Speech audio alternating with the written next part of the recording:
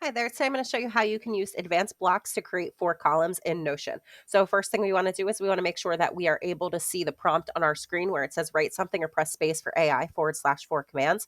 We're going to hit the forward slash on our keyboard and we're going to start typing advanced blocks. Once we do that, we're going to see all of the options that are under the advanced blocks. We're going to go scroll down and look for four columns. We're going to click on the four columns. Once we do this, this is where we're going to go in and enter in the column names that we want. So you can't see them, which is kind of annoying.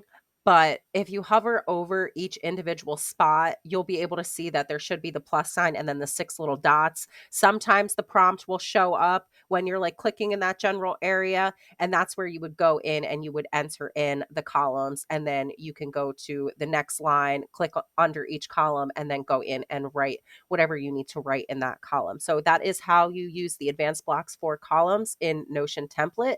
If you found this video to be helpful, please check out my other videos. You might find those to be helpful too. Thanks. Bye.